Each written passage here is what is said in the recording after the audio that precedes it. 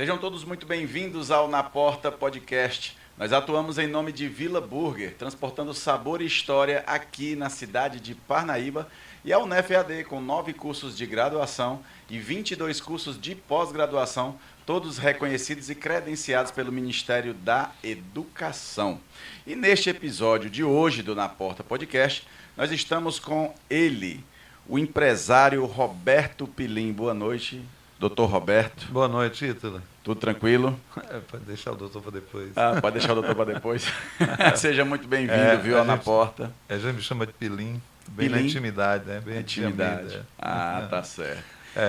E Eu a gente sou- vai bater um papo hoje para Legal. falar dessa história também do Pilim, Tá ok. tá ok? Vamos embora. Mas você ia falar? Não, só confirmando. Tá certo. Sem problema. Deixa o doutor para depois, né? Deixa o doutor para depois. Ok. Doutor, Pilim, seja muito bem-vindo ao Na Porta Podcast, em nome aqui do pessoal da direção aqui, o nosso amigo Renato, né, o Luiz, Graça, o Emerson, seja muito bem-vindo. E eu queria saber, antes de mais nada, da onde veio o Roberto Pilim? Tá. Roberto Pilim, eu morei em Fortaleza há um bom tempo, tá? Então, parte da minha educação, mais do ginásio até os cursinhos da vida, eu fiz em Fortaleza, né? E lá em Fortaleza, com amigos, né, eu acabei tendo um amigo, o Gerson Castelo Branco, tá? O Gerson Castelo Branco, que é um arquiteto, que tem famoso arquiteto, ele acabou me botando um apelido de Pilim, né? Tem duas versões, sabe? Eu naquela ocasião ficava mexendo, fazendo aeromodelo, fazendo balões, fazendo essas coisas, e eu achava que era por aí, tá? Mas ele naquele tempo eu era magrinho e tinha o nariz assim meio comprido, ele achava que era por causa do nariz, ele achava que parecia com o Zé Pilim, né? O Zé Pilim. Mas tem as duas versões. Quando ele está com raiva, ele dizia que era meu nariz. Quando não era pelas coisas que eu fazia, do zero modelo, do Zeppelin que eu estava construindo. Então era por conta do Zé Pilim Do Zeppelin que pegou o Pilim. e pegou o Pilim. Rapaz, então ponto, não é sobrenome, Não é apelido. sobrenome, é apelido, né? Mas aí já incorporou. Eu cultivei, né, naquela época, desde a adolescência, né? E tinha muitos amigos que me chamaram assim, e eram bons amigos, e eu acabei adotando como, assim, carinhoso. Quem me chama de Pilim, eu tenho como meu amigo, e é carinhoso Entendi. ser chamado de Pilim. Entendi. Mas você estudava em Fortaleza, mas nasceu em Fortaleza? Não, eu sou parnaibano. Parnaibano. Sou parnaibano. Da Gema. Da Gema, da ilha de Santa Isabel. Olha aí. Da ilha de Santa Isabel. A gente só nascia na cidade, mas morava na ilha de Santa Isabel a vida inteira, né? Vinha para poder nascer, mas Vinha para poder nascer e voltava para lá. E depois vinha para estudar. Para estudar vinha remando numa canoa. é mesmo. É porque não tinha ponte, a gente morava na ilha, né? É mesmo. A ponte. Aquela ponte é de que data? A ponte acho que é de 70. Década de 70, Década né? de 70, é. E aí a sua infância toda na ilha? Toda na ilha e na cidade, né? Entre a ilha e a cidade, mas o gostoso mesmo era a ilha, que a gente morava nas fazendas dos pais, né? Que era a fazenda dos meus avós, né? Que era a fazenda do meu bisavô. Então a história já é bem mais longa. Bem né? mais longa, né? O bisavô que passou para o avô, que passou para o pai. Que hoje a gente ainda hoje está lá. Ainda estão lá. Estamos lá, parte da família, estamos lá ainda. Rapaz, e era penoso, então, assim, no seguinte sentido. O menino ficou doente, precisa levar no médico. Tinha que pegar a canoa para... Naquele tempo, no meu tempo de menino, quando eu ficava doente, né? A gente tinha um grande médico na cidade, que era meu tio, irmão do meu pai, que era o Dr. João Silva, né? Então, o Dr. João Silva era um médico, assim, que ele curava a doença só com a presença. Quando os meninos ficavam doentes, dizia: Dr. João Silva está chegando, os meninos começavam a ficar bom. E ele ia até lá de canoa, né? Ele ia até lá, né? porque no núcleo lá da fazenda, né, na fazenda dos meus avós, ficava quase que um condomínio, moravam todos os irmãos, muitos irmãos lá. Morava meu pai, morava o Alberto Silva lá também, tá? O Alberto Silva era seu tio. E irmão do meu pai, Também filho também de lá, da mesma família que estava lá, avô e pais. E eles moravam, os irmãos juntos ali na fazenda, chamava Fazenda Paraíso, que ainda hoje está lá Na ilha. na ilha, na frente do cais do Moraes, né? Poxa, Na frente interessante do demais. É uma história muito interessante. Muito interessante. Uma história muito antiga. Né? Olha, então você é da família dos Silva. Isso. Dos Silva. E então vocês estão aqui já Um bom tempo. há um bom tempo. Há um bom tempo. Né? Né? Então, a nossa fazenda foi ali edificada, naquele espaço, já vindo de outro local, pelo Capitão Claro. Capitão Claro Ferreira de Carvalho. Então, Capitão Claro é avô do meu pai. Consequentemente, meu bisavô, avô do Alberto Silva. Avô do Alberto Silva. Isso. Eu sempre achei o Alberto Silva um cara visionário demais. Eu cheguei a assistir uma propaganda eleitoral dele. Não lembro em qual data foi, mas eu me lembro que ele trouxe um dispositivo, né, uns caninhos, dizendo que ia refrigerar as ruas de Teresina, né? E assim, muita gente chegava e disse, como é que o cara pensa num negócio desse? Mas eu tinha coragem de acreditar que aquilo era ser visionário, né? Naquela época. Pois é. Mas você viu a rua que ele fez? Eu vi. A rua eu cheguei a ver. Então. Né? Mas interessante demais. E me diz uma coisa, quer dizer que a infância toda na ilha, e aí começou a estudar em Parnaíba. Começou a estudar em Parnaíba. Mas você aí voltava todo dia? Todo dia. Todo dia. Era pertinho, só era atravessar uma rua, né? Era atravessar uma rua, né? Sim. A única diferença é que quando a gente atravessava a rua, tá? A gente juntava um grupo maior para atravessar junto, sabe? A gente não atravessava de um a um, entendeu? Tinha que juntar. E vinha com as bicicletas junto e também atravessava a bicicleta, né? Isso todo mundo da ilha fez, não só nós. Na ilha, muita gente mora ali nas regiões, ali pelos arredores, né? Então fazia essa história. Tinha uma passagem no Porto Salgado, tinha uma passagem de barcos no Porto Salgado, tinha outra mais adiante, e lá na nossa fazenda tinha uma passagem própria da gente. Né? De vocês, né? Nossa. Entendi. Porto Salgado, você falou aí no Porto Salgado. Era o primeiro nome do Porto das Barcas, não era? Não é o primeiro nome do Porto das Barcas. Não era? Não. E como era o nome? Não, é porque é o seguinte, quando eu era criança, e depois de até muito tempo, aquele espaço ali debaixo da ponte se chamava Porto Salgado. Porto Salgado. Eu acho que a origem do nome tem duas versões. Uma é que levavam sal até ali, era o Porto Salgado. Ou a outra é que era onde se fazia sentir ainda a influência do sal no rio. Tá? Eu acho que essa é mais verdadeira, porque como não tinha mole de pedra, de cais, nem nada, o mar era um pouco mais próximo do Rio Igaraçu, entendeu?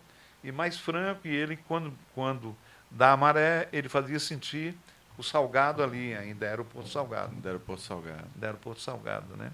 Pronto, entendi. Como também, não é isso aí. O outro passado era outra história, né? Mas aí, depois de Porto Salgado, se tornou... Porto das Barcas. Porto das Barcas. Porto das Barcas a gente recuperou o nome Porto das Barcas. Na realidade, o nome primitivo era Porto das Barcas. Né? Lá nos primórdios, quando Simplício Dias da Silva... Pronto, Simplício Dias e a turma que colonizou, Sim. Que faziam as charqueadas, não só Simplício, mas tinha mais gente naquela época. Né? O Simplício liderava, talvez porque acabou sendo mais forte economicamente, né? Mas ali chamava Porto das Barcas. Porque dali saíam as barcas com um charque que ia rio afora e pegava o mar e fazia as suas viagens, as barcas dele iam até a Europa, mas também faziam a costa do Brasil, né? Entendi. Tinha muito viagem que ia até Belém, depois para o Rio de Janeiro, Fortaleza e cidades. Né? Então, nos primórdios ali era Porto das Barcas. Ali era Porto das Barcas, que era o local das barcas. Se tornou Porto Salgado e depois aí, voltou a ser... Pronto, aí como é que... Mas como foi isso que você conseguiu alterar essa... como é que a gente alterou isso? Né? Então, em determinado momento, com a navegação já parada, os armazéns já abandonados, né? Eu conhecia muito essa história, porque quando era criança, atravessando o rio, a gente via a navegação do rio a vapor funcionando, entendeu? Sim. Então, era melhor visto por nós que estavam na ilha do que os da cidade, porque pouca gente ia lá para ver o movimento do cais, porque era um porto fluvial, né? Sim. Carregando cargas, e era muito interessante. Muito bonito e de memórias assim fantásticas, né? Eu me lembro que eles tinham duas coisas que chamavam muita atenção a gente. Porque os navios que operavam ali eram muitos navios. Eram muitos navios e muitas embarcações. Tá? Eram de ferro. Já era embarcação de ferro. De ferro, né? Porque aí eu já estava depois da Revolução Industrial, né? Onde já tinha barca a vapor, tinha trem e esses barcos de ferro. Não existia solda ainda, tá? Os barcos tinham sua chapa presa uma a outra por cravo. Né? Ah, era no cravo e Era não no entrava cravo. água, não? Não. O Rapaz. Titanic é todo feito no cravo. Olha só. Não tinha solda naquela época. E eu tava pensando aqui agora, como é que pode, né? Não tinha no solda. cravo no e no... cravo, no cravo. A chapa ficava uma chapa contra a outra, furada, e ele recebia um pino de ferro, né? Aham. Não existia aço também na época, né? Não tinha solda nem aço, era ferro guso. Era ferro. Então, ele aquecido, ele tinha um cravo, ele entrava e eles batiam de um lado e outro, até ele travar, e depois ia travando, ia e costurava a chapa todinha. Rapaz, interessante demais. É um trabalho muito maluco. Muito. Muito. E me diga uma coisa, quer dizer que ali, porque hoje eu fico tentando imaginar, né? Porque hoje nós estamos com o rio assoreado, né? Eu creio que a navegação hoje ali do rio é feita com embarcações de baixo calado, né? Mas quer dizer que entrava navio grande ali? Deixa eu te contar um pouquinho como é que era a história, para poder chegar na tua Sim. primeira resposta. Sim. Senão eu não resgato o nome de Porto das Barcas. Ah, sim. Entendeu? Sim, pode ficar à vontade. Então, eu volto lá depois para os navios, tá? Mas quando eu vim morar novamente em Parnaíba, né? Depois de sair da ilha eu fiz o ginásio. Em Parnaíba? Não fiz ginásio, fiz o primário só. Só o primário, né? Tá? E aí a gente já foi para Fortaleza e de lá Aham. ficamos estudando, né? E eu acabei voltando, uma paixão muito grande para voltar para Parnaíba, né? Acabei sendo um parnaibano apaixonado. Isso é redundância, né? É redundância, que é impossível. Mas eu sou mais apaixonado que os outros. Eu Então, acredito. Faz sentido. Então, vamos lá. O que acontece? A gente começou a fazer movimentos na cidade, né? Alguns movimentos, e comecei a perceber que a cidade era muito parada, muito, muito parada, né? A navegação já tinha falido, navios ficavam soltos ali, né? Encalhados, barcos encalhados, nada acontecia mais, né? Isso tem uma história também para isso, né? Depois um dia eu te conto por que aconteceu, né? Mas aconteceu. Então o ciclo da navegação e desse porto comercial muito forte, ele ruiu, né? O rio parou e a cidade ficou tão parada que a gente via quase que as moscas passarem. É mesmo. Era muito triste, né? Pode. Ao mesmo tempo que era triste, a gente teve um momento de uma oportunidade muito grande, porque nós guardamos por muito tempo um patrimônio que hoje seria muito bem vendido como patrimônio turístico. Tá? Infelizmente, muita gente não conseguiu entender isso e destruiu parte desse patrimônio. Tá? Só não destruímos mais esse patrimônio por uma sorte do destino. Tá? Naquela ocasião, eu tinha um grupo de amigos, estava Paulo Martins, estava Dona Maroca fazendo teatro, a gente era metido com música, tinha um grupo metido com música, outro com teatro, outro com artistas plásticos e tudo mais. E a gente começou a imaginar que a cidade ia perder uma opção de coisa, ia perder seus prédios históricos, a cidade começava a querer se retomar e a gente via que faltava um movimento cultural para tomar conta da cidade. Entendi. Né? E aí veio a ideia de resgatar os prédios do Porto das Barcas como uma oficina para a gente fazer laboratório das nossas artes. Né? Aí um plano meio maluco, que era muito grande. Né? Quando eu acabei me juntando com outro amigo, que chamava Elias Mendes do Prado. Elias Mendes do Prado. Filho, Elias Mendes do Prado, filho do Elias Mendes. Né? E naquela ocasião, assumia a prefeitura o Batista Silva, né? Aham. Que não é meu parente. O Era dele Silva, mas não era. Não é Silva Entendi. na nossa família. E acaba sendo, né? Porque todo Silva é É, parente. Silva Nós é somos a parente, maior é. família do mundo. É. Mas não estava muito diretamente, né? E eu tive a oportunidade de mostrar para ele o que a gente podia fazer com o Porto das Barcas, né? Eu me lembro que foi muito interessante, porque eu fiz um levantamento fotográfico dos prédios e escrevi um pouco do que a gente, como a gente poderia aproveitar aqueles prédios, né? Que se a gente deixasse por lá, eles iam acabar ruindo, né? Eles não estavam muito abandonados, mas eles estavam sem funcionamento. Eles estavam de porta fechada, os Porta donos fechada. fechados, tudo ali daquele jeito, né? Mas a tendência era acabar, entendeu? Sim. A companhia inglesa que fazia o reparo dos navios, né? Essa desmontou muita coisa, vendeu em ferro velho, né? E eu comecei a ficar com medo disso. A gente vai perder esse patrimônio bonito. Isso era mais ou menos que ano? Isso era, quanto era Batista Silva? Era, meu Deus, sou ruim de contar tempo. Mas o prefeito era Batista Silva. Isso era 80, antes Década de de 80? 80. Eu acho que ele foi prefeito de 79 para 80, tá? Uhum. 79 para 80. É por aí. Por aí, nessa Entre faixa. 79 e 80. Não, só buscando com precisão. Sim. Bom, aí eu levei até ele um rascunho do que podia ser, fiz um projetinho, né? Cheio de fotografias, e levei até a mesa dele. Tinha combinado com o Elias, né? Vamos fazer isso, mostrar o Elias ao prefeito. E o prefeito recebeu aquele material e pronto, achou bacana e tal. Ele era, eu acho que ele não avaliava direito se era uma coisa grande ou pequena, e achou bacana. Aí eu estava muito entusiasmado, vendi meu peixe a ele, né? E me despedi e fui embora. Quando eu fui saindo, ele disse assim, vem cá, quanto custa? Não custa nada. Não custa nada, isso aí é seu. É só o projeto. É seu, isso aqui é Aham. meu ideal da cidade. Faz de conta que eu era o prefeito aqui e trouxe uma colaboração.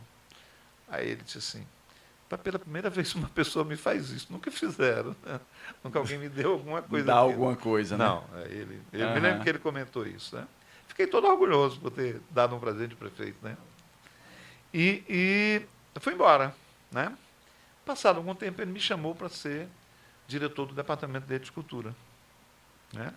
Naquela época era departamento de cultura. Era um departamento, era da Secretaria de Educação, tinha um departamento de cultura, né? Aham.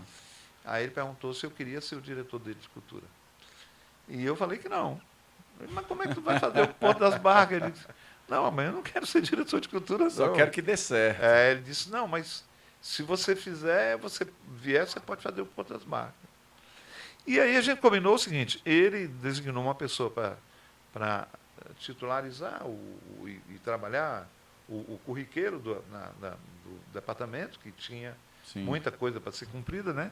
E eu me encarreguei de fazer o projeto. Ah, e você foi já para o projeto. Já Você fui pro queria era projeto. ver o Porto das Eu Barcas fui pro funcionando. Foi projeto. Foi projeto e aliei mais amigos, né? Aham. Companheiros que estavam comigo. E todo mundo foi dando uma mãozinha, mas eu conduzi essa história, né? E a gente foi trabalhando. E aí conseguiu foi mais ou menos uma revitalização. Foi o seguinte, nós era muito arrojado, porque nós tínhamos 3 quadras para recuperar tudo que é o Porto das Barcas hoje. Entendeu? Sim. E a gente sabia que queria fazer aquilo. Era dos outros, as pessoas eram donas, né? E foi uma queda de braço. Né? Eu estou te contando uma história Sim. que eu vou contar em outro detalhe. Não vou te contar muito detalhe.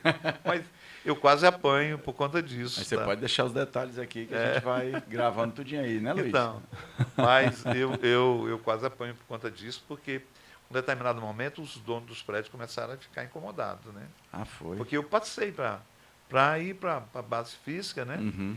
E depois acabei tendo uma reunião, propondo uma reunião com os donos dos prédios, na prefeitura, com as lideranças que conduziam a cidade naquela ocasião, os vereadores, os prefeitos, né?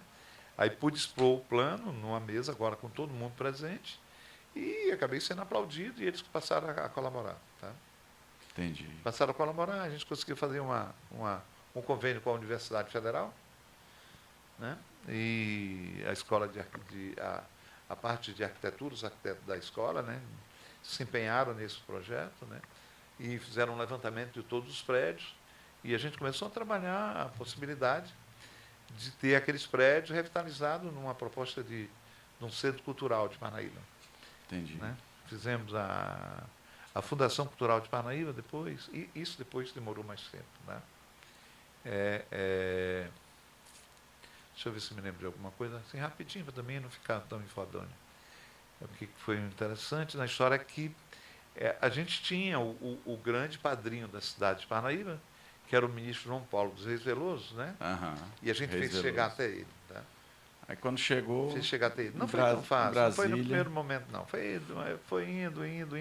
A gente demorou, nessa brincadeira, os 4 anos da administração do Batista. Né?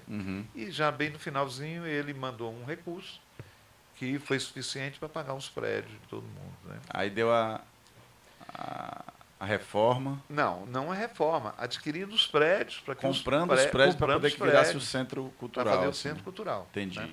Entendi. Esses prédios foram comprados para ser da Parnaíba, da prefeitura de Parnaíba. Aí o dinheiro foi para o governo do estado e o governo do estado não pagou os prédios. Foi, não. É porque naquela época já tinha queda de braço. É mesmo. Então quer dizer que... Tu acha que esse capítulo vai ficar para o meu livro? Viu aí? Ele não quer contar. Viu? Mas espera aí, deixa eu só entender aqui. Então quer dizer que hoje a questão do governo do estado administrar o Porto das Barcas, né? Essa queda de braço já vem lá de 1970 e lá vai pedrada. Não, isso vem toda a vida a vida toda da história de Parnaíba. Às vezes está perto, às vezes está longe, divide. É a vida política se movimentando. A velha dicotomia, né? Tem hora que está para lá, está para cá. Então, cara, que interessante. Então quer dizer que... Aí não deveria ser do governo do estado, deveria ser da prefeitura do município, né? E aí o deputado federal mandou a emenda, mandou o dinheiro. Quem mandou o ministro. É o ministro, perdão. O ministério, né? Mandou o dinheiro, né? Só que o dinheiro não dava para vir direto para Parnaíba. Tinha que mandar para o governo do estado. Tinha que internar via governo do estado. Aí quando chegou no governo do estado, peraí, que a gente vai... não, eles pararam, não pagaram. E aí teve uma queda de braço, aí os donos se movimentaram, acabou se pagando todo mundo. E aí eles titularizaram para o governo do estado. Entendi. Às vezes é bom, às vezes é ruim. Eles agora fizeram uma reforma lá, eu sou um pouco contra ela, porque eles mexeram muito nas peças históricas, eles colocaram muita coisa nova num patrimônio que era muito antigo. Muito antigo, é verdade. Muito antigo e com marcas bem antigas, que vendia bem o tamanho da antiguidade da nossa história. Né? Mas está lá. As pessoas aplaudem, tem um museu, tem não sei o quê. Mas você tem alguma coisa assim que você vê assim como foi temerário mexer naquilo? Tem alguma coisa que você... Não. Em termos de dessa antiguidade que você falou. Não, porque teve muitos momentos. Eu estou resumindo muito rapidamente, né? E a gente chegou agora já, nesse ano, que o Porto das Barcas está brilhando, tem muita visita. Sim. Né? Acabaram uma reforma, né? Mas antes a gente reformou também, tá? A gente reformou. O que eu lamento é que nem o Porto das Barcas, as laterais do rio para o lado esquerdo e para o lado direito do Porto das Barcas, ainda tinha muitos armazéns a serem resgatados. Né? Que faziam, talvez nós fizéssemos aqui em Parnaíba, o maior porto fluvial do país. E foi destruído? Tá ruim, os prédios estão caindo, né? Tudo, já roubaram as madeiras. Ninguém toma tenência disso. Nós perdemos as fábricas de Moraes, a mais antiga fábrica de processamento de carnaúba do mundo. Isso na mão do cearense era... isso é um prato cheio. É prato cheio, né? Mas deixa eu só te voltar um pouquinho, né? Sim. Então, por conta disso, estou lá no nome, né? Sim, para no não nome. desvincular a história Porto do das nome, Barcas. Né? Então, para que criasse um charme na história, né? Eu, nas minhas pesquisas, descobri que aquilo chamava Porto das Barcas. E a gente apresentou ao ministro o projeto chamando Porto das Barcas. Né? E aí nós adquirimos o Porto das Barcas novamente, né? E aí o Porto das Barcas veio como centro cultural, né? Agora virou mais um centro de turismo, né? De turismo. Mas, na realidade, o que a gente buscava era um centro cultural, por excelência. A gente queria o teatro, a gente queria as oficinas de artesanato, as oficinas de artes plásticas, o cinema, queríamos a fotografia, queríamos todo um movimento cultural forte dentro do Porto das Barcas. Entendi. A gente imaginava assim, nós somos uma comunidade de artistas e não tem um espaço físico. O que tem são os armazéns velhos. Então, é aqui que nós vamos nos firmar, né? Uhum. Fizemos uma fundação chamada Fundação Cultural de Parnaíba. Para gerir, nós chamávamos o espaço de Centro Cultural de Parnaíba, sem culpa, né? Centro Cultural de Parnaíba. Sem culpa, sem culpa, né? Centro Cultural de Parnaíba. Pronto, e aí ele ganhou o nome de Porto das Barcas ali naquela história. Naquela história. Que você vai contar no seu livro. Eu vou contar o resto do meu livro. Então você que está nos assistindo aí, você já sabe que vai ter que adquirir o livro do Roberto Pilim para poder saber como é que foi, como é que se deu a história ali. Mas Pilim, deixa eu fazer... Desse momento do Porto das Barcas, né? Uhum. Ali tem muita gente para contar a história, né? Tem, com certeza. Tem gente que pode contar desde a colonização, quando os caras chegaram aí, tem muita gente que pesquisa, né? Hoje nós temos uma academia de cultura, né? Academia de Cultura do Piauí, né? Eu faço parte aonde? Da academia. Filho Parnaíba? Parnaíba. Não conhecia, Parnaíba né? instituiu, nós fundamos agora em julho, né? Academia Piauiense de Cultura. 2022? Agora, 2022, Foi, 2022. Né? Eu defendo a cadeira de número 17, que é a que está com o Simplício Dias. Sim. Cadeira do Simplício Dias, né? Entendi. Era essa responsabilidade. Pilim, você acha que Parnaíba, por toda a grandeza que já teve, né, por tudo que aconteceu aqui, por todo o passado histórico assim glorioso que Parnaíba teve, você acha que os nossos políticos hoje, as pessoas também, os intelectuais, deixaram meio que de lado a questão da cultura? Ela foi meio que esquecida aqui na cidade de Parnaíba ou não? Realmente Parnaíba ela persiste, ela persevera no âmbito da cultura? Ela persevera, até que nesse momento um grupo de jovens, né, que se juntaram aí e resgataram algumas pessoas interessadas na cultura, né? Pegaram uma parte das pessoas, pegaram uma parte de Parnaíba, pegaram do Piauí inteiro, né? Uhum. São 50 membros, tá? São 50 membros. Tem muita gente que ficou de fora, muita gente boa.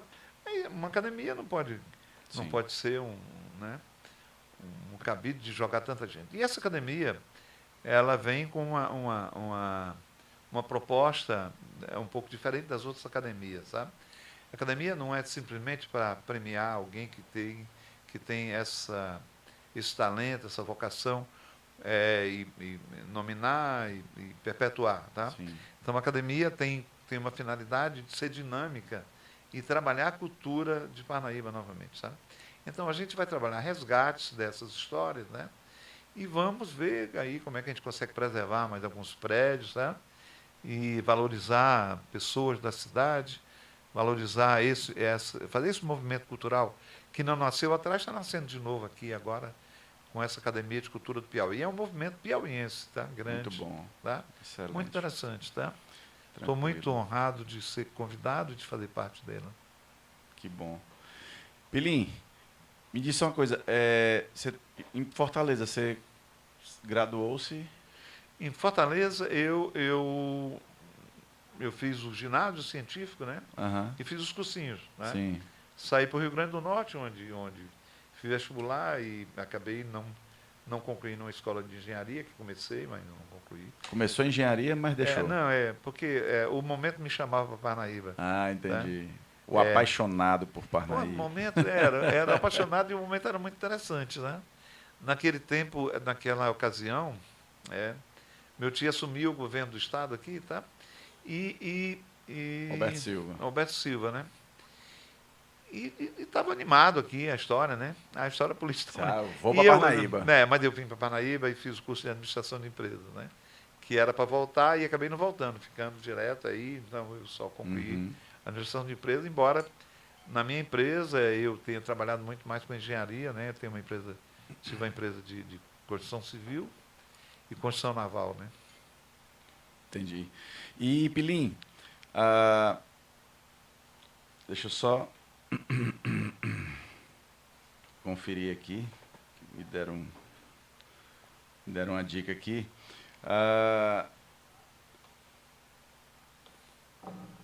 Certo. Recebi aqui. Tudo bem. Não, uma pergunta aqui que surgiu aqui, né? A questão do IFAM, ela acaba atrapalhando ou ajudando a questão da reforma dos casarões aqui na cidade? É impressionante, né? Eu diria as duas coisas. Ele tanto ajuda quanto atrapalha. É mesmo. Porque veja o seguinte, quando o IFAM se movimentou para preservar os nossos prédios, né, foi um momento de felicidade para muita gente. Tá? Acontece que as pessoas que vieram no primeiro momento dirigir o IFAM, era de uma radicalidade sem tamanho. Tá? E aí, o que acontecia? Ela desestimulava as pessoas que estavam com seus patrimônio histórico, a pessoa acabava abandonando o patrimônio histórico e ruía, ele se acabava. Destruía, né? Uhum. E também, se você favorecer muito, também fica um tanto quanto esquisito, né? Porque a gente tem, por exemplo, sem crítica com as pessoas nenhuma, né? Só olhando fisicamente a cidade, né? Por exemplo, a gente tem na Chaga Rodrigues um hospital novo, que é muito bem-vindo, tá? Mas ele cobre um prédio histórico que caracteriza a nossa cidade, com essa beleza desses prédios ali naquela virada, né? Entendi. Então, a nossa rua Presidente Vargas é a principal, mas seus entornos ali, eles trazem, pela Chaga Rodrigues, muita história de evolução de arquitetura interessante, né? E aí a construção de algo novo pode... É, uma construção de algo novo, como agora está feito nesse momento, né? Então, foi o IFAM que abriu demais a porta, entendeu? Entendi. Então, nem fechar tanto, nem abrir tanto. Tem que usar moderação. Tem que usar moderação. Eles chegaram chegou-se a ter um movimento, que a prefeitura participou desse movimento, junto com o IFAM. Foi um programa que financiou alguns imóveis, tá? Num programa de recuperação de imóveis, gerenciado pelo Banco Nordeste, a gente conseguiu recuperar pelo menos uns 4 imóveis, uns 3 ou 4 imóveis, mais uns 4 imóveis. Entendi. Né? Financiado pelo banco. Pilim, eu sei que você é apaixonado por Parnaíba, né? E você tem lutado, já notei que você tem lutado, né, durante anos aí, para manutenção desse patrimônio histórico, né, da cultura. Você veio para cá, qual foi o ano mesmo? Voltando de Fortaleza. Eu retornei. Que seu tio estava como... Era 70 alguma coisa, né? Era por aí. Sim. Nessa época, 70, né? Aí, desde essa época, você ficou? Fiquei. Para poder ficar aqui, eu tive que fazer a universidade, porque não justificava em casa ficar aqui sem estudar nem concluir, né? Entendi. Não fazia parte Casou com a Parnaibana? Da formação. Casei com a Parnaibana. Casei com a Parnaibana, já me divorciei da Parnaibana, já casei de novo, agora casei com a maranhense. Com a maranhense agora? Tá certo. Então, mas somos todos amigos, né? Uhum. Tenho uma família no primeiro casamento eu tenho 2 filhas. No segundo casamento eu tenho uma filha adotada, que é a filha só da minha esposa. E tenho um filho, homem, né? Bacana. Meu engenheiro está formando. Seu engenheiro? Então... Ele veio fazer a engenharia que eu não fiz. Que você não fez. Veio para terminar o serviço. Isso. Tá certo. Eu deixei a engenharia pelo meio do caminho. Entendi. Pilim, você já teve participação na política partidária? Olha, de certa forma, não, eu mesmo, titularizado, não. Mas eu acompanhei bastidores. Grupos, bastidores. Né? E como é que você enxerga hoje, assim, porque você está na política há bastante tempo. Seu tio foi governador do estado, né? Foi um homem visionário. Você acompanhou assim essa evolução política aqui na cidade de Parnaíba. E eu vejo que Parnaíba, isso lá em meados, no tempo do Porto Salgado, né? Parnaíba era um celeiro, um berço, né, da elite intelectual brasileira, não era só Sim. piauiense, né, era brasileira. E como é que você enxerga hoje isso, tempos modernos Em, aqui? que- em que Na questão da política, assim, na questão da política ou na intelectualidade? na intelectualidade. Pronto, vamos fazer o Vamos. seguinte: vamos separar a intelectualidade e depois a gente vai para a política. A questão de bons gestores, de gestores intelectuais, pessoas Tá, estudiosas.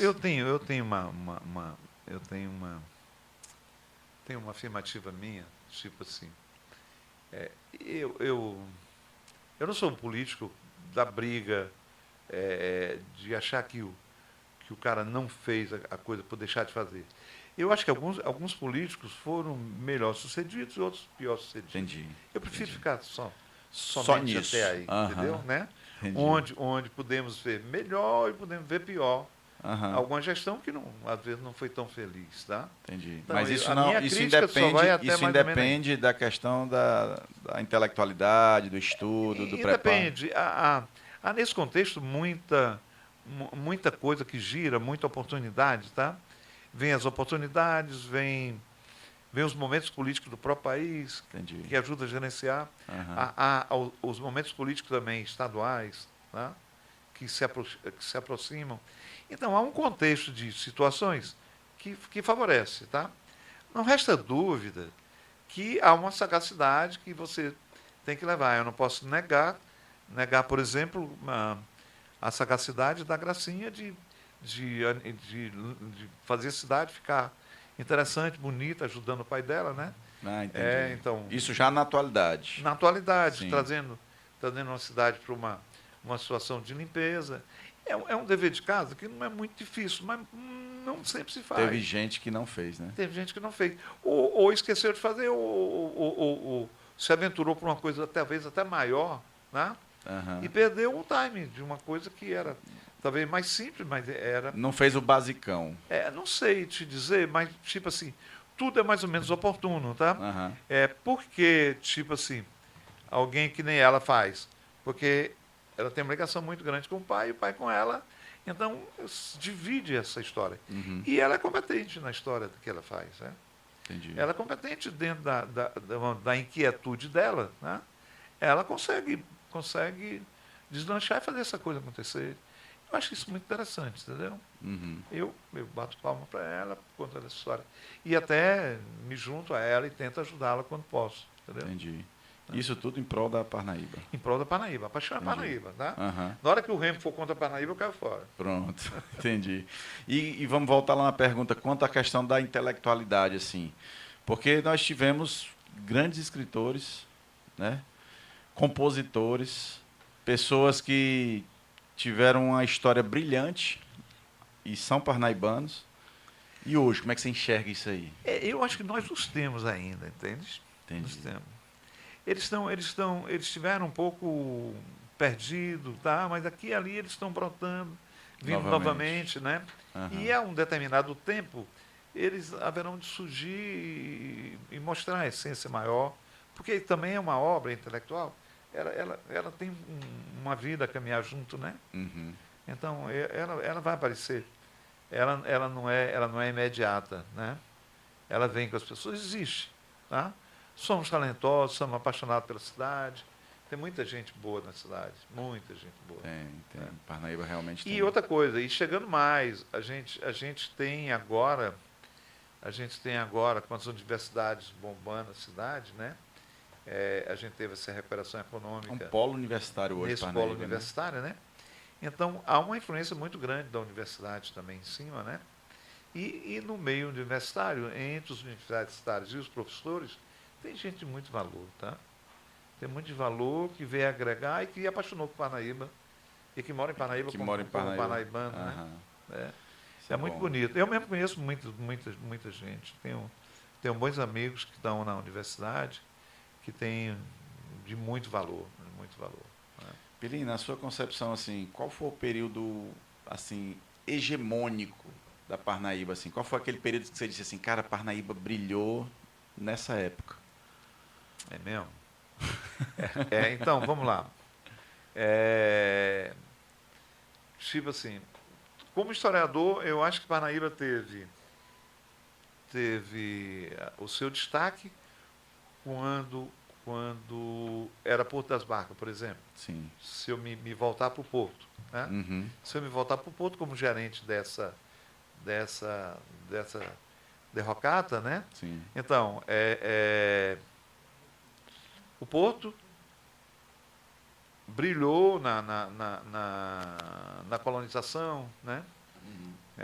Onde o pessoal criava muito gado, eram produtores de gado e de carne, né? Principalmente de gado, carne e pele, né? Então, aquele foi um momento muito, muito forte, né? Isso declinou, né? Declinou, ficou muito tempo para baixo, né? E depois ela ressurgiu novamente, né? Aí ela já ressurge com a cera de Carnaúba, né? Ela ressurge com a cera de Carnaúba, com as navegações que existiu por aqui. A conquista do Rio, nós navegávamos de Parnaíba até Santa Filomena, tá? É mesmo, lá tá no sul. 1.800 quilômetros. Rapaz, interessante. Então, Parnaíba, assim, você entende como sendo cíclico, né? É cíclico. Vem os altos. Pronto. Então, baixos. esse cíclico de Parnaíba, da década de 30, 40, 50, 40, 20, do pós-guerra, né? Uhum. Entre guerra e pós-guerra, foi muito forte, né? Principalmente com a Carnaúba, que fez as fábricas de Carnaúba, depois vieram Babaçu fazendo fábrica também de óleo de Babaçu. As nossas empresas daqui, a empresa do Moraes, por exemplo, a empresa do Moraes tinha um navio de Parnaíba saindo, levando óleo até a Ilha do Governador, da empresa Moraes. Entendeu? Uhum. E isso foi depois da guerra. Então, eles faziam, esse pessoal da indústria do Moraes vendia óleo no Rio de Janeiro, um óleo chamado, como é que era? Acho que era do Norte. Do Norte tinha um sabão também, sabonete, e tinha os comércios fortes das grandes empresas, como Marco Chacó, Moraes, Machado Trindade, o que tinha mais? Tinham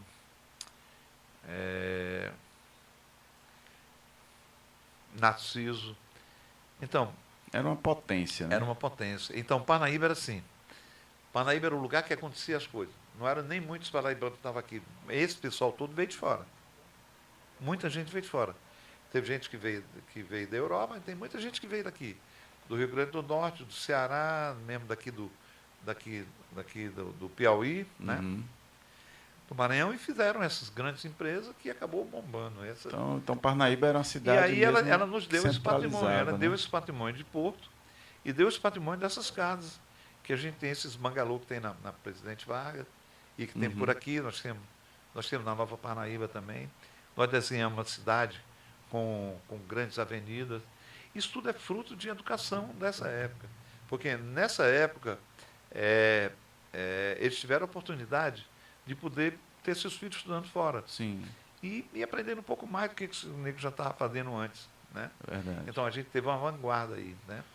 A gente foi na navegação e teve uma vanguarda cultural. E é tanto que, só para corroborar com o que você falou, você chega ali no bairro Nova Parnaíba, a largura daquelas ruas ali, aquilo é coisa de Europa, né? Então, o nosso Champs-Élysées. O nosso traçado era uma cópia. Era uma cópia, né? Copiar. Por quê? Olha como é simples explicar, né? Não era que eles fossem tão ricos que só para mandar, mas eles tinham algum dinheiro, na realidade. Mas eles comercializavam com os europeus, tá? E tinha um intercâmbio de comércio e ele acabava fazendo um intercâmbio de educação para os filhos, né? Então, filhos iam para lá e filhos deles vinham para cá, né?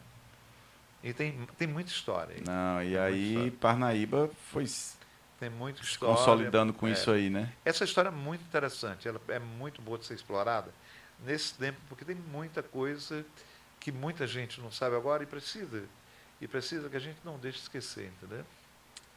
A gente tem que continuar contando essa história, né? Entendi. Tem algum que você queira contar agora? Não, agora não. Também vai fazer parte do livro? Isso. Não, eu fico sem conteúdo, né? Tá certo. Epilim, rapaz, uma coisa que eu sempre notei, assim, é a questão da Pedra do Sal, né? Na época da década de 80, vem a Pientu chega e começa a explorar Luiz Correia e tal. Hoje em dia o boom do momento como é que chama? É Barra Grande, né? Barra Grande? É, né? Barra Barra Grande, é. Grande, Barra Grande. Barra Grande, Cajueiro da Praia e tal. E aí eu vejo a questão da Pedra do Sal, às vezes esquecida, né? Pelo governo do estado e tal. Como é que você enxerga a questão da Pedra do Sal ali? O que foi feito em termos de turismo? O que foi projetado em termos de turismo? Isso de anos atrás até hoje. Como é que você... Eu acho que muito pouca coisa foi projetada. Muito pouca coisa. O pouco que aconteceu, acontecia assim. Vamos fazer. Né? Vai na raça mesmo. Era mais ou menos. Alberto Silva, que era bem visionário e também era um pouco tanto de lá, né? Ele ainda fez aqueles 3 restaurantes e criou um terminalzinho para ali. Quer dizer, naquele momento ele estava resolvido ali, né? Para aquela quantidade de pessoas, Para aquela né? quantidade de pessoas, era preciso ter continuado com aquela situação. Ou ter feito de uma outra forma, mas continuar investindo, fazendo aquilo acontecer, né? Entendi. E eu sou muito envolvido com a Pedra do Sal, porque a Serra, de qualquer forma, pertence à família da gente, né? Aquelas terras, né? As terras lá da... As terras da praia, né? Uhum. Então, a outra coisa que atrapalha um pouco quando a tela é de família, ela fica meia indefinida para as pessoas darem uma sequência, né? E a gente muito envolvido na coisa pública, né? Não fazia muito sentido a gente fazer a coisa pública em nome da gente. E aí ficava sempre retraído, né? Então a gente acabava não promovendo. Ficava aquele negócio de não promover o desenvolvimento ali da Pedra do Sal, porque estão puxando sardinha para a família. E isso pesou, entendeu? Pesou de certa forma. Eu estou fazendo um relato histórico, entendeu? Sim. Hoje, como é que nós estamos lá? Qual é a situação hoje da Pedra do Sal? Começou a ter um atrativo no rumo da Pedra do Sal. Um desequilíbrio aconteceu ali em cima do terminal. Muita gente começou a querer também fazer alguma coisa. Eu cheguei a ajudar uma turma que estava lá, que fizeram os primeiros barracos na praia. Estavam mal feitos, estavam desarrumados, mas naquela época não tinha nem estrada para lá. Entendeu? Sim. Então um grupo de pessoas lá na praia mesmo, né, se aventurou em querer ganhar algum dinheiro trabalhando com aquilo. Tá? E aí eles fizeram umas barracas, né? Eu tive a oportunidade de nessa ocasião, foi quando eu acabei um casamento e fiquei morando na praia. E aí eu me envolvi com eles, no sentido da gente melhorar aquilo, não deixar aquilo daquele jeito, fazer uma proposta mais interessante. Quando a gente precisava de dinheiro, precisava ir a algum local, né? Então eu juntei o grupo, fiz uma associação para eles, ajudei, fiz uma associação da qual eles me colocaram membro da associação. Eu faço parte da associação, naquele tempo chamava Associação dos Barraqueiros da Praia, né? Hoje ela tem um nome. Você também faz parte da associação? Sim, porque eles me colocaram como... Associação dos Barraqueiros da Praia. Como sócio honorário, né? Hoje eles mudaram o nome, porque barraqueiro é pejorativo. É pejorativo, né? O cara quer arrumar confusão na praia. Então, hoje, eles são os empreendedores, né? Uhum. Eles são empreendedores. Mas a gente vem lutando muito tempo, né? Eu me lembro, naquela ocasião, a gente foi ao Banco do Nordeste, né? E o gerente do Banco do Nordeste me disse, a sua praia não vai dar certo, tem nem estrada para lá. Tinham feito uma estradinha de calçamento, depois tinha sido colocado num asfalto, e o asfalto esquentou muito e começou a quebrar, e aí ela ficou muito ruim. Então as pessoas não iam, né? E como, de qualquer maneira, é uma praia meia popular, porque então o povão ia para lá. Como se fosse um bairro de Parnaíba. Aí começou a ficar uma coisa mais esquecida. A gente fez um movimento de tal forma para mostrar para o gerente do banco que a gente teria uma estrada, que a gente chegou a fazer um movimento, eu com os barraqueiros daquela ocasião, a gente fez um SOS Pedra do Sal. E nós fomos para a estrada de asfalto pegar o asfalto que estava na margem da estrada, a gente derretia e colocava de novo de volta no leito da É pista. mesmo. Vocês, enquanto iniciativa privada, Eu, em movimento voluntário pegava dos o piche pescadores. quebrado lá, Isso. derretia e botava de novo para Botava poder de dizer que tinha volta. estrada lá. Para mostrar para o cara do Banco do Nordeste que ele tinha estrada. Tá, Cara, que coisa. todo o pessoal que tá lá nas barracas, que faz parte dessa associação, trabalhou fazendo isso.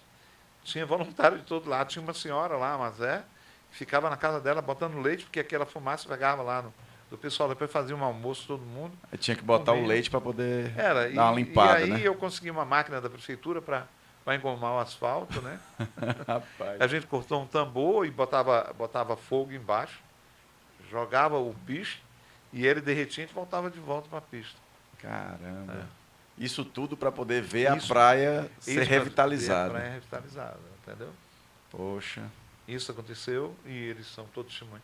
Fizemos uma logomarca bonita, era um salva-vida com dois pedaços da corda, fazendo o SOS, Pedra do Sal. Né? Uhum. Tem uma opção de foto deles. Né? Entendi. Então, aí esse pessoal não conseguiu isso. Mas em um determinado momento, numa campanha política, alguém disse, não, mas vai dar certo, tal, juntaram todo mundo, fizeram um projeto e jogaram umas barracas mal jogadas, de qualquer maneira, e aí elas ficaram mal arrumadas, e eles receberam essa barraca que E aí, não era a solução. continuaram. Era uma coisa de quebra-galho, eu não... Porque ficou meio que tipo, assim, me perdoe se eu estiver falando alguma besteira, mas ficou parecendo assim, meio que favelizou, né? Assim, ficou muito juntinho uma da outra. Isso. né? Pegaram o número de pessoas, fizeram tum. Ficou. Né? Aí conseguiram fazer aquilo, foram ao Banco do Nordeste, o Banco do Nordeste deu um dinheiro, a prefeitura fez um fundo de aval, e elas ficaram na banqueta do mar, né? E o mar foi surrupiando, de vez em quando quebrando as barracas. E aí derrubava, vez Aí por outra derrubava uma. Aí um outro pessoal que tinha conseguido ganhar um pouco mais de dinheiro foi fazendo as barracas mais atrás. Mas o problema É que realmente não teve o projeto. não tem um projeto, não tem uma arquitetura definida. Né? Aham. Existem algumas pessoas lá que têm até uma vocação para fazer um bar, fazer um restaurante, né? Mas eles estão todo mundo atirando sozinho, cada qual para um lado. Né? Cada um na sua guerra. Cada qual na sua guerra e cada qual vem para uma guerra maior. Porque, de repente, da noite para o dia, aparece uma porção de barracas, outras, colocadas em cima da pedra portuguesa do terminal que estava lá. E ninguém tira. Ninguém tira no momento que deveria tirar, entendeu? Ou então alerta, não faz. Porque você está destruindo o patrimônio público. Né? Porque depois que o cara passa ali 15, 30 dias e tal, já começa... E aí é o seguinte, aí a gente volta para a política do coitadinho. Não, coitadinho. E no coitadinho está virando um local de coitadinho, né? E a gente não consegue chegar no final. Verdade. Então, e o que acontece mais ainda? Ela começa a ficar atrativa, porque há uma onda de querer a praia, porque a praia é belíssima. Muito bonito. Nós temos uma das praias mais bonitas do país. Né? Ela ficou tão mal arrumada que o governo do estado chegou a tirar ela do calendário turístico. Foi mesmo, porque antigamente sempre tinha a questão da Pedra do Sal. Tirou do calendário. E me diz uma coisa, Pilim, como é que fica assim, qual é o teu sentimento assim de saber que tua história, história está ali? Não é só história, cara, eu sou muito envolvido no naquilo negócio, tudo, no negócio, né? Sou envolvido pelo seguinte, porque em determinado momento, quando eu vi que os parentes não faziam alguma coisa, eu consegui adquirir parte da terra dos parentes. Certo? Parte da terra eu coloquei numa empresa e hoje eu tento fazer a seguinte situação. Estou numa tratativa, porque no primeiro momento só havia discórdia. Né? Um nego invadia, o outro puxava de lá. Era um saco de confusão que não tinha tamanho. Agora a gente está mais ou menos afinando no momento em que as pessoas estão vendo que se a gente. Não estou falando a área do terminal, que é uma área mais pública, né? A Prefeitura de Parnaíba tem um projeto que vai trabalhar ele lá. A Secretaria de Obras tem um trabalho para fazer lá e eu acho que ela vai desenrolar. Sim. Eu não me meto nesse trecho. Se puder, eu ajudo, mas não é minha praia. Né? A minha praia é para arrumar, resolver a regularização fundiária dos moradores antigos que que receberam da família da gente o espaço para morar, né? Então, eu preciso agora que esses moradores tenham seu título determinado, para ele não depender mais de mim, nem de nossa família. Eles ficarem garantidos ali na terra, Eles né? ficarem com a terra dele garantida, tudo Uhum. direitinho, né? E que eu possa resgatar áreas que estão soltas, que alguns pegaram e pegaram, cercaram, tudo mais, porque eu preciso oferecer para a cidade de Parnaíba. As pessoas de Parnaíba querem ter um espaço na Pedra do Sal. E as pessoas de outros locais querem morar na praia, tá? Uhum. E a propriedade ainda continua sendo da gente, né? E a gente está fazendo esse trabalho de regularização. Só que fazer as coisas de forma correta, ela é demorada, trabalhosa. É. Não? Ela tem critérios, ela tem. Agora estou na prefeitura, hoje eu passei o dia na prefeitura, recebendo o desmembramento de uma quadra inteira, para a gente já começar a fazer a regularização da parte desse pessoal que está nessa quadra. Conseguir trazer gente para comprar terras, né? Não, no primeiro momento eu estou resolvendo os que já estão lá dentro. Sim, né? sim. Então, qual é a nossa diretriz? Onde é que nós estamos trabalhando agora? Com as associações que estão lá, com os líderes locais, a gente já teve 2 reuniões, deveremos ter uma terceira agora, uma semana para frente, e a gente está afinando os critérios de transferência disso. O nosso compromisso, primeiro, é de titularizar os moradores antigos que já receberam dos nossos pais ou de nós mesmos os espaços que estão morando. Uhum. Porque eram os pescadores, depois ficaram nativos, os filhos deles também lá. Tá? Então a gente quer acomodar esse pessoal que recebe da família sem custo algum, entendeu? Entendi. Sem custo algum, porque a doação já foi feita no passado, né? E a gente quer resgatar esses outros espaços. E existe muita gente que invadiu, que tomou conta de qualquer maneira, tá? Então, para cada um desses, a gente quer uma regularização. Cada qual o seu título, entendeu? Dependendo do tamanho, da situação de cada um. Para ficar certinho lá na terra. Para a pessoa ficar certa, né? E as pessoas poderão adquirir seus espaços, certo? Comprar o espaço, pagando a prazo, alguma coisa, porque, na realidade, o patrimônio existe, ele precisa, é um negócio Uhum. é um negócio da empresa da gente, entendeu? E ele precisa acontecer, entendeu? E não só precisa acontecer, ele precisa vir com os critérios de urbanização promovido pela prefeitura. Promovido quem de direito tem que fazer isso, entendeu? Eu não posso pegar e sair, se coloca um lote aqui, outro lote aqui, outro lote aqui. Porque aquilo tudo traz um custo, porque tem que vir o calçamento, tem que vir o esgoto, tem que vir tudo, né? Senão você não urbaniza de forma, não urbaniza de forma harmônica, né? De forma verdade. harmônica, né? Vira uma favela. Vira uma favela. Vira uma favela. E aí a favela é um local tão bacana daquele. Eu me recuso. As pessoas pensam que eu não quero vender pedra, só porque eu não vendo nenhum pedaço de terra lá, até agora, né? Mas não é, eu não posso vender no lugar errado. Eu preciso vender arrumado. Então a gente está agora com a primeira... Saber onde vai ter uma pracinha, saber onde vai ter tudo. Onde você vai fazer uma área comercial. Entendi. Então imagina você o seguinte, você vai para Pedra do Sal porque você quer ter uma casa para ir tomar banho de mar. Depois volta e aí vai no fim de semana. Sim. Tá?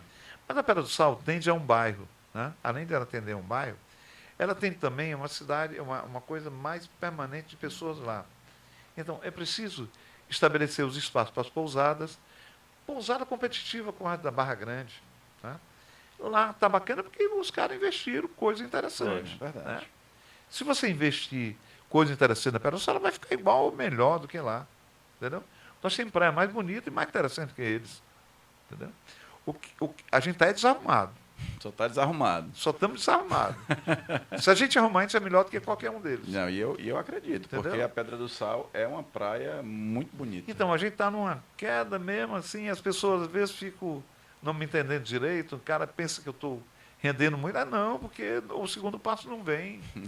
É demorado. É demorado, é luta. É demorado. E eu preciso do comprometimento das pessoas. Tipo assim, eu não posso fazer essa tarefa só. Essa é uma tarefa que também é uma tarefa pública, entendeu? Então, o poder público tem que vir junto comigo, entendeu? É verdade. Mas o poder público, para vir junto comigo, eu preciso traçar os rumos para ele poder vir. Ele também não cai do céu, Uhum. tá? O cara não faz se eu arrumar como fazer. Né? Entendi. E é o que a gente está fazendo agora, entendeu? E para que arrumar isso, eu preciso estar em entendimentos com quem está dentro. Porque senão eu só tenho relutância. Eu dou um passo à frente, o cara me derruba de cá, o outro me derruba de lá. Tem que ir Tem que estar todo mundo junto para poder chegar lá. consolidado para poder. Consolidado. Mas não é uma tarefa difícil, é uma tarefa fácil. E agora a gente tem que ser persistente, todo mundo tem que ceder um pouquinho, né? E a gente, graças a Deus, está começando a juntar essas peças. Mas isso aí não te cansa, não? Cansa? Não, pelo contrário, me anima. Te anima, né? Me Porque anima. é uma coisa que você ama fazer. Me anima ter resultados. Aham. Não é que eu amo fazer, nem economicamente. Eu quero ver resultado, eu quero ver as coisas Entendi. arrumadas, prontas, né? Entendi. A gente vem para uma tarefa na Terra, né? Eu preciso fazer a minha bem feita, entendeu? Não é só ganhar dinheiro, não interessa só ganhar dinheiro. Pilim, qual é o legado que o Pilim, administrador, empresário, escritor, fotógrafo, historiador, qual é o legado que o Pilim quer deixar aqui na nossa cidade, aqui na nossa região? Dá para sintetizar? É interessante, porque, por exemplo, olha, o Pilim falando do Pilim, tá? Eu acho que é a primeira vez que alguém está falando isso comigo. É? A não ser nas rodas com meus amigos, que me conhecem muito bem. Tá? Aham. Então, tipo assim, tudo que eu falei para você aqui é surpresa. E Olha. você é um cascavilhador. Hã? E você é um cascavilhador. Você mexe na cidade. Mas tudo que eu te falei é surpresa. Aham. Não é verdade? É mesmo. Não é verdade? E... Porque por Mas muito... aqueles trechos que você não quis revelar para mim Não, aqui vai mas ficar não, para o mas- livro, Não, né? mas não é isso, não é isso. Deixa eu só tentar concluir um pouco dessa história que eu estou te falando. É porque por muito tempo na minha vida eu trabalhei nos bastidores. Aham. E quem trabalha nos bastidores não aparece. Não aparece. Não aparece. É verdade. Né? Então, agora, o legado, eu estou trabalhando por ele, porque eu preciso deixar no livro, eu preciso contar a história. Por isso que eu vim com muito prazer contar um pouco da minha história aqui. Porque essa história é a parte do legado, entendeu? Então, todo esse conjunto, é né? um conjunto. Sobre o Pilim. Por quê? O que é? O que na realidade é? Ela é uma tentativa de honrar o que os outros já fizeram. A família vem fazendo há muito Dar tempo. continuidade a Dar tudo que foi continuidade, né? deixado, né? Dar continuidade. De alguma forma. Você não precisa simplesmente ter, vamos dizer, um cargo eletivo. Você precisa ter vontade de fazer. Verdade. Precisa ter vontade de se projetar e ser idealista, cair para cima e no dia seguinte trabalhar. E ir atrás de alguém mais que vem trabalhar contigo. Você não faz nada só. Sozinho. Não, sozinho não Não somos dá, nada, né? não somos nada. Né? Entendi. Pilim, fui informado aqui que a gente estourou aqui o nosso Pronto, eu estou muito limite de feliz. tempo, né? Mas eu queria que você deixasse para a gente, certo? Você deixasse para a gente aqui uma mensagem para todos os nossos espectadores, as pessoas que estão nos assistindo e que vão nos assistir, né? Ainda. Uma mensagem do Pilim para os nossos amigos espectadores aqui do Na Porta Podcast. Então, que mensagem? Vamos pensar aqui numa coisa interessante. Você pode trazer algo... o que você espera aqui para a nossa cidade? Ou então, um pouco da sua luta, o que você tem trazido deixa eu te falar. aqui? O que eu espero, né, é que todo mundo seja um tanto quanto idealista, né? E pense um pouco na cidade. É muito importante que a nossa cidade, é muito importante que o nosso país, né? Eu acho que é muito mais isso. Ele vira um país de cidadão, tá? Sim. Você ser cidadão é uma coisa mais importante que a gente tem a fazer. Tá? Então, se cada um se assumir como cidadão, você tem a sociedade resolvida, entendeu? Cumprindo seu papel. Cada um cumpre seu papel, tá? O que é o cidadão? É o cara que colabora, que está junto, ele não espera o poder público acontecer, ele faz acontecer, entendeu? Entendi. Ele toma providência na hora que alguém se enganou, né, alguém pisou fora, cara, vem cá, tá? Toma cada qual para si isso. E faz alguma coisa para alguém, tá? Isso é minha... Beleza. É minha corrente, tá? Ajudar. Ajudar. É fazer Ajudar. Ajudando, né? Sem atrás de pagamento. Não existe isso, tá? Sem buscar essa Não, recompensa. não. Ela tem que ser uma corrente. A corrente. Ele tem que fazer bem, tá? Beleza. Pilim, muito obrigado aqui pela sua participação. É um prazer ter recebido você aqui na Porta Podcast, que eu falo aqui em nome do nosso diretor ali, o Renato, o Luiz. Né? Foi muito bom esse bate-papo com você e com certeza a gente precisa que você venha aqui na segunda temporada para terminar de contar a história, porque as histórias aqui não terminam, eu sei disso. Não terminam. Imagina, minha filha, eu dizia para minha filha que cada fio de cabelo branco é uma experiência vivida. É uma experiência de vida. Aí... Tem muita história para contar. São várias, muita história para contar. Gente, esse foi mais um episódio de Na Porta Podcast. Nós atuamos em nome de Vila Burger, transportando sabor e história aqui na cidade de Parnaíba, e a UNEF EAD com 9 cursos de graduação e 22 cursos de pós-graduação. Pensou em graduação superior, pensou UNEF EAD. Muito obrigado pela sua audiência e até a próxima.